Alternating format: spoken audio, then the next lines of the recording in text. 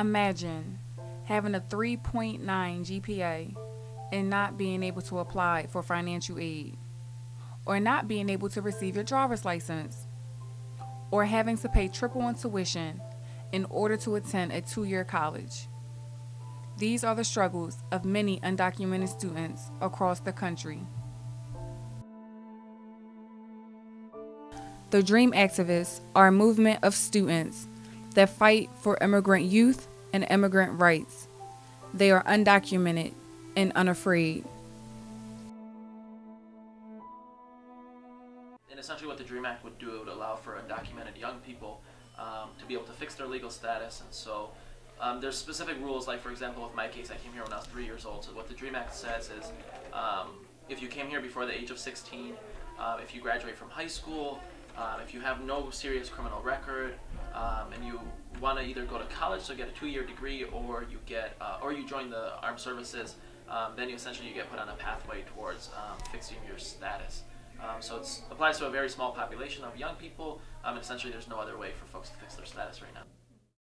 Many undocumented students come to the United States at a very young age. They live American lives, but because of their status, they are unable to apply for financial aid, even with the 3.98 GPA. I graduated from Cheltenham High School. It's like suburbs of Philadelphia, when I was back in 2004 with a 3.5 GPA. And after high school, I didn't really know what to do. You know, I was scared and frustrated that I couldn't continue with my education, and so I started working at a pizza place. And then I realized, you know, after a year, you know, I need to figure out a way for me to go to college. And so I applied to Montgomery County Community College, but I had to pay as an international student, which is triple the tuition that a regular student pays. I don't get any financial aid. I don't get, scholarships are very scarce for undocumented students. You know, no grants, no Pell Grants or anything like that are allowed for students like me. So paying such high tuition rates with no sort of help was really difficult. So it took me about 5 years to graduate with my associate's degree, which is a 2-year, you know, program. And I graduated back in 2009 with my associate's degree in social sciences and a 3.98 GPA. Before I started reading about immigration and becoming involved in advocating for immigrants, I thought that they should just simply get in line. I didn't understand why they couldn't get in line legally. I didn't understand why they couldn't go through the legal process. And I came to realize then that there was no line, and the legal process is flawed, and it needs to be changed in order to, on a human level, and also economically, it can really benefit the United States.